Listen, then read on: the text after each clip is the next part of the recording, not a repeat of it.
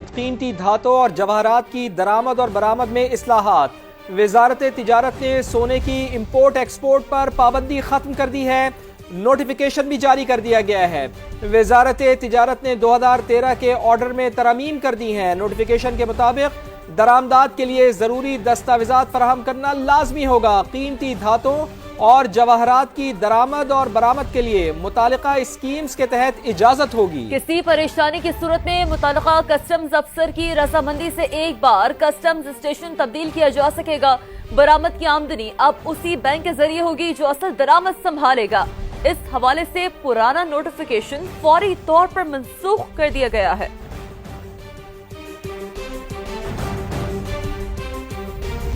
ذکر ایک اور اہم معاملے کا۔ آئی ایم ایف نے پاکستان میں ٹیکس چوری سے قومی خزانے کو بڑے پیمانے پر نقصان کی نشاندہی کر دی۔ کرپشن، ٹیکس چوری، حقیقی آمدن چھپانے کا کلچر اور پیچیدہ قوانین کم وصولیوں کی بڑی وجہ قرار دی گئی ہیں۔ عالمی مالیاتی ادارے نے رجسٹرڈ ٹیکس دہندگان کی تعداد 1.5 کروڑ کرنے کا مطالبہ کر دیا۔ جعلی رسیدوں اور ری فنڈز پر قابو پانے کی تجویز، مختلف شعبوں کو حاصل چھوٹ یا مراعات ختم کرنے کی بھی سفارش کی گئی ہے۔ اسلام آباد سے شکیل احمد کی رپورٹ۔ آئی ایم ایف کا پاکستان سے رجسٹرڈ ٹیکس دہندگان کی تعداد 1.5 کروڑ تک بڑھانے کا مطالبہ۔ پاکستانی ٹیکس نظام کی کمزوریوں کو بھی بے نقاب کر دیا۔ عالمی مالیاتی ادارے نے نشاندہی کی ہے کہ پاکستان میں رجسٹرڈ ٹیکس دہندگان کی اصل تعداد سرکاری تخمینوں سے انتہائی کم ہے۔ ٹیکس چوری، کرپشن اور مخصوص شعبوں کو حاصل مراعات کم ٹیکس وصولی کی بڑی وجوہات ہیں۔ رجسٹرڈ ٹیکس دہندگان 50 لاکھ تک محدود۔ حالیہ 59 لاکھ ٹیکس گوشواروں میں سے 43% نے صفر آمدن ظاہر کی۔ یہی وجہ ہے گزشتہ 5 سال میں tax to G D P کی شرح 10% تک محدود رہی۔ ٹیکس چوری کے لیے حقیقی آمدن چھپائی جا رہی ہے یا غیر حقیقی فائلر سسٹم میں شامل ہیں۔ آئی ایم ایف کے مطابق ٹیکس چوری کے باعث بجٹ خسارہ 3.4 ٹریلین روپے یعنی جی ڈی پی کا 3.9% ہے۔ رعایتی ایس آر اوز کے بے تحاشا اجراء نے ٹیکس نظام مزید پیچیدہ بنا دیا۔ سال 2024 میں ایسے 168 ایس آر اوز جاری کیے گئے۔ غیر رسمی معیشت کے پھیلاؤ نے بھی قومی خزانے کو شدید نقصان پہنچایا ہے۔ ایف بی آر میں مؤثر احتساب کا فقدان، بدعنوانی کے راستے کھلے ہیں۔ کرپشن کے مقدمات میں قانونی کارروائی نہ ہونے کے برابر ریفنڈ نظام میں اندرونی کنٹرول اور شفافیت کمزور ہے۔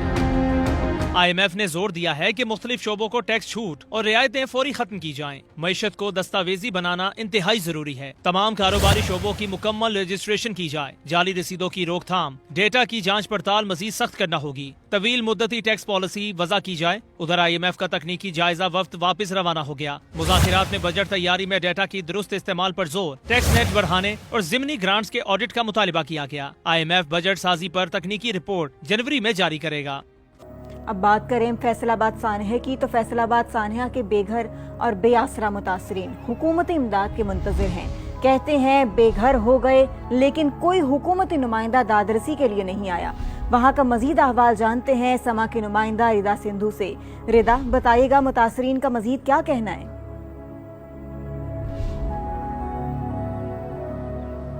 جی بالکل، ضلعی انتظامیہ کی بڑی غفلت کی وجہ سے ملک پور میں یہ ایک بڑا سانحہ پیش آیا، جہاں پر کیمیکل بنانے والا جو یونٹ ہے اس میں سلنڈر جو ہے وہ اس کا دھماکہ ہوا اور 20 افراد جو ہے وہ جاں بحق ہو گئے۔ رات ان کی تدفین کی گئی اور اس کے بعد اپنے پیاروں کو کھونے والے جو متاثرین ہیں وہ بالکل بے آسرا اور بے یارو مددگار محلے میں کھلے آسمان تلے ہی بیٹھے ہیں۔ ساری رات وہ کہتے ہیں کہ ہم اس درد اور تکلیف سے سو نہیں سکے اور ابھی بھی نہ تو خواتین کے لیے کسی قسم کے کوئی پردے کا انتظام ہے۔ تدفین بھی متاثرین نے اپنی مدد آپ کے تحت کی ہے۔ دوسری جانب نہ تو ضلعی انتظامیہ کا کوئی نمائندہ یہاں پر دوبارہ ان کی دادرسی کے لیے آیا اور حکومتی نمائندہ بھی ابھی تک کوئی نہیں آ سکا، جس کی وجہ سے ان میں بہت زیادہ مایوسی پائی جا رہی ہے اور اس وقت وہ منتظر ہیں انصاف کے۔ ان کا کہنا ہے کہ جو کیمیکل فیکٹری کا مالک ہے اس کو جلد از جلد گرفتار کیا جائے۔ وہاں پر جو عملہ نان ٹیکنیکل سٹاف کام کرتا تھا اس کو گرفتار کیا جائے۔ وہ ادارے متاثرین پریشان ہیں۔ بہت شکریہ ردا، آپ نے ہمیں اپڈیٹ کیا۔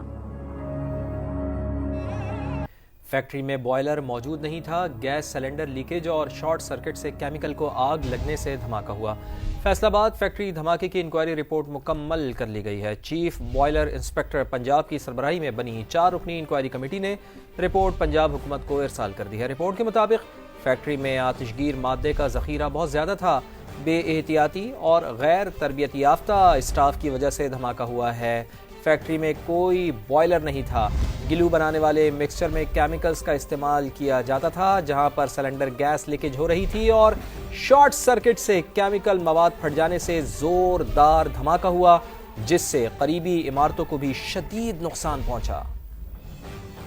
इंतखाबी ज़ाब्ता अखलाक की पासदारी के लिए इलेक्शन कमीशन मुतहरिक, तमाम रिटर्निंग अफसरान को मुकम्मल गैर जानिबदारी यकीनी बनाने की हिदायत, वाज़ह कर दिया कि ज़ाब्ता अखलाक की खिलाफ वर्जी किसी सूरत बर्दाश्त नहीं की जाएगी।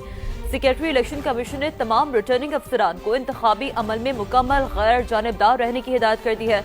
रिटर्निंग अफसरान को बावर कराया गया कि किसी किस्म का सियासी या इंतजामी दबाव खातिर में न लाया जाए। कमीशन का कहना है कि ज़ाब्ता अखलाक की खिलाफ वर्जी या किसी भी कोताही की सूरत में मुताल्लिका अफसरान को सख्त तादीबी नताइज का सामना करना होगा।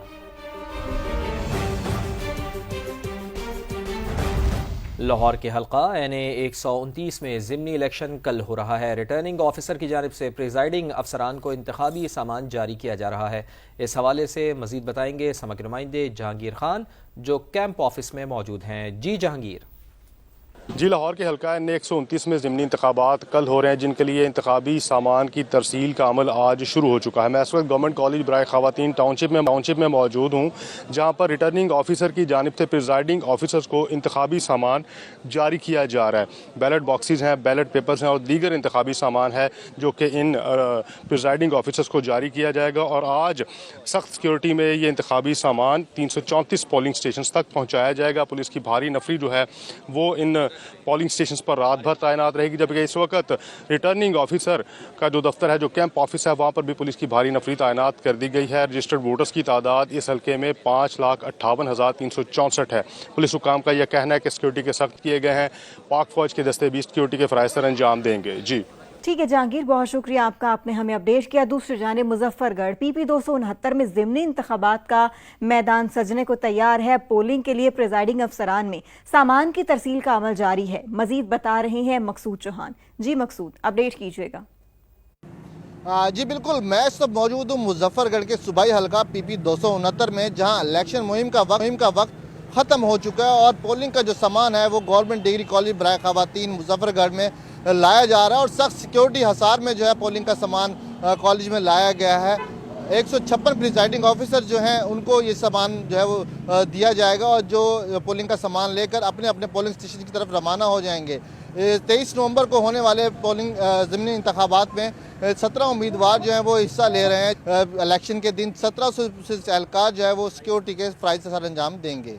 जी अपडेट्स के लिए बहुत शुक्रिया आपका। अब आपको बताएं कि इलेक्शन कमिश्नर पंजाब शरीफुल्लाह का कहना है कि पंजाब में ज़िमनी इलेक्शन में तमाम तैयारियां मुकम्मल हैं। रेंजर्स और फौज के दस्ते तैनात कर दिए गए हैं। पुरअमन इलेक्शन का इनेकाद यकीनी बनाया जाएगा।